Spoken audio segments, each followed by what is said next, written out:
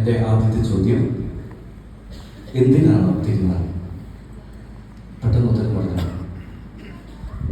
മുന്നിലുള്ളവർ പറഞ്ഞേ, എന്തിനാ തിരുനാൾ ആഘോഷിക്കുന്നത്? തിരുനാൾ എന്തിനാ ആഘോഷിക്കുന്നത്? വിചാരിച്ചെന്നുള്ള പണിയിലായിട്ടാണോ? ആണോ? അല്ല, പിന്നെന്താ? എന്തിനാ ഈ തിരുനാൾ ആഘോഷിക്കുന്നത്? തിരുനാൾ എന്നതുകൊണ്ട് നമ്മൾ എന്താണ് മനസ്സിലാക്കുന്നത്? എന്താ തിരുനാൾ? പള്ളിയൊക്കെ അലങ്കരിച്ച് പതിവില്ലാത്ത കുറെ ആൾക്കാരൊക്കെ പള്ളിയിൽ വരുന്ന, നല്ല ബൊക്കെയൊക്കെ വെച്ച് മനോഹരമായിട്ട് അലങ്കരിച്ച് പാട്ടും കാര്യങ്ങളും കരിമരുന്നും അല്ലെ, വർണ്ണാഭമായ വഴികളൊക്കെ ഒരുക്കി പ്രദക്ഷിണ വീതികൾ ഒരുക്കുന്ന അങ്ങനെ മനോഹരമായ ഒരു ദിനം എന്നതിനപ്പുറം തിരുനാൾ എന്നതിന് ചില ആത്മീയമായ ചില വശങ്ങൾ കൂടിയുണ്ട്. ഈ തിരുനാളിന്റെ ആത്മീയമായ വശം എന്താണെന്ന് എന്നറിയണമെങ്കിൽ പരിശുദ്ധ അമ്മയോട് ചേർന്ന് ഈ തിരുനാൾ എന്താണെന്ന് നമുക്കൊന്ന് ആലോചിച്ച് നോക്കാം. തിരുനാൾ എന്ന് പറയുമ്പോൾ നമ്മുടെ ഉള്ളിലേക്ക് ആദ്യം വരുന്ന ചില ചിത്രങ്ങൾ എന്തൊക്കെയാണ്? പെട്ടെന്ന് മനസ്സിലേക്ക് കടന്നു വരുന്ന ചിത്രങ്ങൾ പറഞ്ഞു. ഇത് പ്രസംഗമൊന്നുമല്ല, നമ്മളിങ്ങനെ അങ്ങോട്ടും ഇങ്ങോട്ടും പറഞ്ഞു തീർക്കും. ഈ ചോദ്യം ചോദിക്കുന്ന രണ്ട് കാര്യങ്ങൾക്കാണ്. ഒന്ന്, നിങ്ങൾ ഉത്തരം പറയുന്ന സമയത്ത് എനിക്ക് എന്തെങ്കിലും ആലോചിക്കാം. രണ്ട്, നിങ്ങൾ ഓർമ്മയില്ല. അങ്ങനെ രണ്ട് മെച്ചതിലുണ്ട്. പറഞ്ഞു. തിരുനാൾ എന്ന് പറയുമ്പോൾ പെട്ടെന്ന് മനസ്സിലേക്ക് വരുന്ന ചില ചിത്രങ്ങൾ.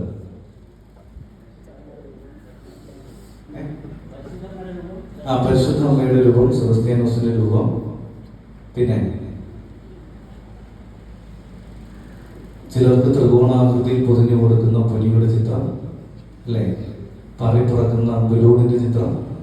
അപ്പോ വ്യത്യസ്തമായ ഓർമ്മകളാണ് തിരുനാൾ എന്ന് പറയുമ്പോൾ നമ്മുടെ ഉള്ളിലേക്ക് കടന്നു വരുന്നത്. യഥാർത്ഥത്തിൽ എന്താണ് തിരുനാൾ എന്നറിയണമെങ്കിൽ ഈ വിശുദ്ധ ഗ്രന്ഥത്തിലൂടെ ഒന്ന് കടന്നു പോകുന്നത് നല്ലതാണ്.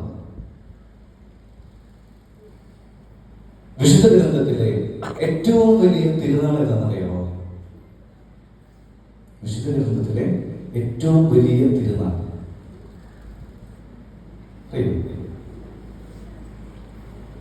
പോട്ടെ. വിശുദ്ധ ഗ്രന്ഥത്തിലെ ഏറ്റവും വലിയ തിരുനാൾ ഏതാണെന്ന് ചോദിച്ചാൽ അത് സ്വർഗം ഒരു തിരുനാൾ ഒരുക്കി. കേട്ടിട്ടുണ്ടോ? സ്വർഗത്തിലിരിക്കുന്ന പിതാവായ ദൈവം ഒരു തിരുനാൾ നടത്താൻ തീരുമാനിക്കുകയാണ്. അങ്ങനെ സ്വർഗത്തിൽ ഇരുന്ന പിതാവായ ദൈവം തിരുനാൾ നടത്താൻ തീരുമാനിച്ച് നമ്മളൊക്കെ ചെയ്യുന്ന പോലെ ഒരു നോട്ടീസ് അച്ചടിച്ചിറക്കി. ഈ നോട്ടീസ് കൊടുത്തുവിടുന്നത് ഗബ്രിയേൽ മാലാഖയുടെ കയ്യിലാണ്. ഈ തിരുനാളിന്റെ നോട്ടീസ് കൊടുത്തുവിടുന്നത് ഗബ്രിയേൽ മാലാഖയുടെ കയ്യിലാണ്. ഈ ഗബ്രിയേൽ ദൂതൻ വന്ന് ഈ നോട്ടീസ് ആദ്യം വിതരണം ചെയ്ത വ്യക്തിയുടെ പേര്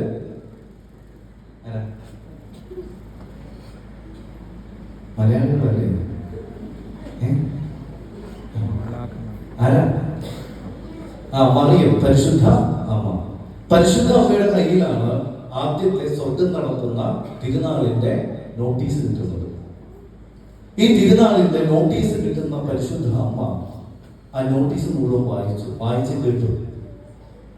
നന്മ നിറഞ്ഞ മറിയമേ, നിനക്ക് സ്വസ്തി, നീ ദൈവസന്നിധിയിൽ കൃപ കണ്ടെത്തിയിരിക്കുന്നു. നീ ഗർഭം ധരിച്ച ഒരു പുത്രനെ പ്രസവിക്കും. നീ അവന് യേശു എന്ന പേരിടണം. അവൻ അത്യുന്നതന്റെ പുത്രൻ എന്ന് വിളിക്കപ്പെടും. ഇതാണ് തിരുനാൾ നോട്ടീസിന്റെ സംക്ഷിപ്ത രൂപം. ഈ തിരുനാൾ നോട്ടീസ് വായിച്ചു കേട്ട് കഴിയുമ്പോൾ പരിശുദ്ധ അമ്മ തന്റെ ഹൃദയത്തിന്റെ നിറവിൽ നിന്ന് ഒരു സ്തോത്രഗീതം ആലപിക്കുന്നുണ്ട്. അതിലെ ആദ്യത്തെ രണ്ട് വരികൾ എങ്ങനെയാണ്? എന്റെ ആത്മാവ് കർത്താവിനെ മഹത്വപ്പെടുത്തുന്നു, എന്റെ ചിത്തം എന്റെ രക്ഷകനായ ദൈവത്തിൽ ആനന്ദിക്കുന്നു. തിരുനാൾ എന്താണ് എന്ന് ചോദിച്ചാൽ, എന്റെ ആത്മാവ് കർത്താവിനെ മഹത്വപ്പെടുത്തുന്ന, എന്റെ ചിത്തം എന്റെ രക്ഷകനായ ദൈവത്തിൽ ആനന്ദിക്കുന്ന അവർണ്ണനീയമായ ആത്മീയമായ നിമിഷത്തിന്റെ പേരാണ് തിരുനാൾ. ചോദ്യത്തിന്റെ ഉത്തരം കിട്ടിയോ? എന്താ ഉത്തരം?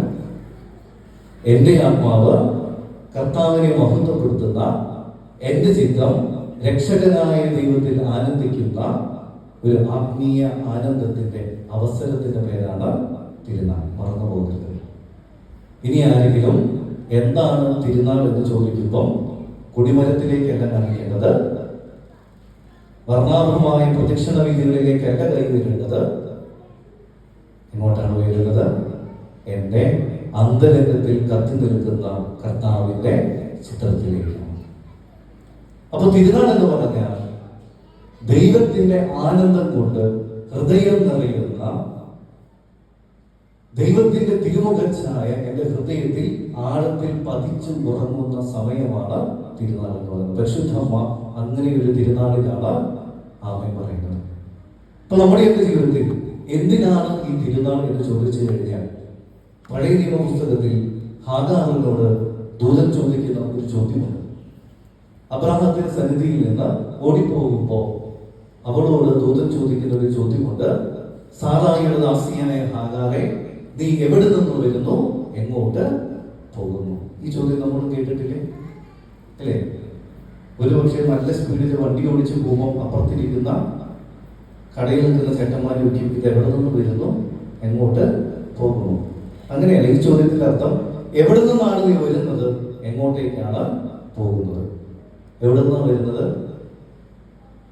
ആ ചോദ്യത്തിന് നമുക്ക് ഒറ്റ ഉത്തരവേ ഉള്ളൂ. ഏതാ? സ്വർഗം. നമ്മൾ വരുന്നത് സ്വർഗത്തിൽ നിന്നാണ്. കാരണം ദൈവത്തിന്റെ ഛായയിലും മനുഷ്യരും സാദൃശ്യത്തിലുമാണ് മനുഷ്യൻ സൃഷ്ടിക്കപ്പെട്ടതെങ്കിൽ മനുഷ്യനായി നമ്മൾ വരുന്നത് എവിടെ നിന്നാണ്? ദൈവത്തിൽ നിന്നാണ്. ഈ തിരുനാളിൽ നമ്മൾ ആലോചിക്കേണ്ട ചോദ്യം, ഇനി എങ്ങോട്ടേക്കാണ് ഞാൻ പോകുന്നത്? അത് ദൈവത്തിലേക്കാകണം എന്നുള്ളതാണ് ദൈവം ആഗ്രഹിക്കുന്നത്. അപ്പോ തിരുനാൾ എന്ന് പറയുന്നത് ഹൃദയത്തിൽ ദൈവത്തെക്കുറിച്ചുള്ള ദൈവസ്നേഹത്തിന്റെ സ്പന്ദനങ്ങൾ നിറയുന്ന, ദൈവസ്നേഹത്തിന്റെ മസ്മരിതമായ അനുഭൂതി നിറയുന്ന ഒരു വലിയ അവർണ്ണനീയമായ നിമിഷമാണ് തിരുനാൾ എന്ന് പറയുന്നത്. പ്രിയമുള്ളവരെ, നമ്മുടെ ജീവിതത്തിൽ തിരുനാളിൽ ഈ ദൈവത്തിന്റെ സ്നേഹം നിറയുന്നില്ല എങ്കിൽ, ദൈവത്തെക്കുറിച്ചുള്ള ചിത്രം നിറയുന്നില്ല എങ്കിൽ, ദൈവത്തെക്കുറിച്ച് ഓർക്കുമ്പോൾ എൻ്റെ ഉള്ളിൽ സന്തോഷം തോന്നുന്നില്ല എങ്കിൽ ഈ തിരുനാൾ വ്യർത്ഥമാണ്. നാളെ തിരുനാൾ കൊടിയിറങ്ങും, അതോടുകൂടെ സന്തോഷവും തീരും. 365 ദിവസവും ഈ പള്ളിയിൽ ഇതുപോലെ ലൈറ്റിംഗ് കത്തിച്ച് ഇതുപോലെ അലങ്കരിച്ച ഒരു അൾത്താര ഉണ്ടായിരിക്കില്ല. അത് നമ്മുടെ ജീവിതത്തിലെല്ലാം അതുപോലെയാണ്, അല്ലെ?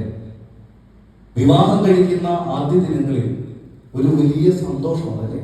ഒരു എവറസ്റ്റ് കൊടുമുടി കീഴടക്കിയതുപോലെ ഒരു വലിയ സന്തോഷമാണ്. ഏത് കയറ്റവും ഓടി കയറും, അല്ലെ? ഏത് കയറ്റവും ഇറക്കവും ഒന്നും ഒരു വിഷയമല്ല. പക്ഷെ കുറച്ച് കഴിയുമ്പോൾ എന്തുകൊണ്ടാണ് ജീവിതത്തിൽ ഒരു മന്ദോഷ്ണത വന്നു പോകുന്നത്? എന്തുകൊണ്ടാണ്? ആദ്യത്തെ ഒരു രസമുണ്ടോ? വിവാഹം കഴിഞ്ഞ് ഒരു 50 വർഷമൊക്കെ കഴിയുമ്പോൾ, 50 പോണ്ട, ഒരു 10-15 വർഷം കഴിയുമ്പോഴേക്കും വിരസത തോന്നി തുടങ്ങും, അല്ലെ? നിന്റെ മുടിയാണ് ഏറ്റവും വലിയ സൗന്ദര്യം എന്ന് പറയുന്ന അതേ വ്യക്തിക്ക് 2 ദിവസം കഴിയുമ്പോൾ ചോറിലും മോരുകറിയിലും മുടി കിട്ടി തുടങ്ങുമ്പോൾ ആ സന്തോഷം അത് തീരും. അത്രയേ ഉള്ളൂ സന്തോഷം. അപ്പോ ദൈവത്തെ ഹൃദയത്തിൽ നിറയ്ക്കാതെ സന്തോഷം പൂർണ്ണമാവില്ല എന്നുള്ളതാണ് തിരുനാൾ നമ്മെ ഓർമ്മിപ്പിക്കുന്നത്. നമ്മുടെ ജീവിതത്തിന്റെ സന്തോഷം എവിടെയാണ് എന്ന് ഒന്ന് നമുക്ക് ആത്മപരിശോധന ചെയ്ത് നോക്കാം. ദൈവമാണോ എന്റെ സന്തോഷത്തിന്റെ കാരണം? പരിശുദ്ധമോ പറയുന്നത് പോലെ എന്റെ ചിത്തം എന്റെ രക്ഷകനിൽ ആനന്ദിക്കുന്നുണ്ട്. നമ്മുടെ ഹൃദയം എന്തിനാണ് ആനന്ദിക്കുന്നത് എന്നറിയാൻ ഒരു എളുപ്പ വഴിയുണ്ട്. എന്നാണെന്നറിയാമോ? വളരെ സിമ്പിളായിട്ട് പറഞ്ഞാൽ, വെറുതെ ഇരിക്കുമ്പോൾ എന്തിനെ കുറിച്ചാണോ എൻ്റെ മനസ്സിൽ ഏറ്റവും കൂടുതൽ ചിന്ത വരുന്നത്, അതാണ് എൻ്റെ സന്തോഷത്തിന്റെ കാരണം. ചിലർക്ക് വെറുതെ ഇരിക്കുമ്പോൾ കുറേ മന്തി മേടിച്ചിരിക്കണം തോന്നും. അവരുടെ ജീവിതത്തിന്റെ സന്തോഷം അടങ്ങിയിരിക്കുന്നത് മന്തിയിലാണ്. ചിലർക്ക് കുറേ സാരി ഇങ്ങനെ കിട്ടുന്നതിന് സ്വപ്നം കാണും, പല നിറത്തിലുള്ള സാരികൾ, അല്ലെ? ഈ ചേച്ചിമാരെ കൊണ്ടൊക്കെ തുണിക്കടയിൽ പോയി കഴിഞ്ഞ് കഴിഞ്ഞാൽ ചേട്ടന്മാർക്കറിയാം പോയ പെട്ടെന്നാണ്. ചേച്ചിമാര് തുണിക്കടയിൽ കയറി ചോദിക്കുന്ന 2 ചോദ്യങ്ങളേ ഉള്ളൂ. ഏതൊക്കെയാണ്? ഒരു സാരിയോ ചുരിദാറോ കിട്ടുമ്പോൾ ആദ്യത്തെ ചോദ്യം ചോദിക്കും, ഈ കളറിൽ വേറെ ഡിസൈൻ ഉണ്ടോ? അപ്പോൾ കടക്കാരൻ എവിടെ നോക്കിയ കുറെ ഡിസൈൻ ഒന്നും കിട്ടുള്ളൂ. അപ്പോൾ ഒരു രണ്ടാമത്തെ ചോദ്യം, ഈ ഡിസൈനിൽ വേറെ കളറുണ്ടോ? എന്നിട്ട് ഏറ്റവും ആദ്യത്തെ ഏതെങ്കിലും ഒരു പെട്ട് സാരിയോ ചുരിദാറോ എടുത്ത് അവർ തിരിച്ചു വരും. അപ്പൊ എന്തുകൊണ്ടാണ്? നമ്മുടെയൊക്കെ സന്തോഷത്തിന്റെ കാരണം എവിടെയാണ് എന്ന് നമുക്കൊന്ന് ആത്മപരിശോധന നോക്കാം. ദൈവമാണോ എന്റെ സന്തോഷത്തിന്റെ കാരണം? വെറുതെ ഇരിക്കുമ്പോൾ ദൈവത്തെ കുറിച്ച് ചിന്തിക്കാൻ പാകത്തിന് എന്റെ ഹൃദയം ഒരുങ്ങിയിട്ടുണ്ട് എങ്കിൽ എന്റെ സന്തോഷത്തിന്റെ കാരണം ദൈവമാണ് എന്ന് തിരിച്ചറിയണം. അങ്ങനെയല്ല എങ്കിൽ ദൈവത്തിലേക്ക് നടക്കാനുള്ള ഒരു വലിയ അവസരമാണ് തിരുനാൾ. അങ്ങനെ ദൈവത്തിലേക്ക് നടക്കാൻ ദൈവം നമ്മളെ അനുഗ്രഹിക്കട്ടെ. ഇന്നത്തെ തിരുവചനത്തിലേക്ക് നമ്മൾ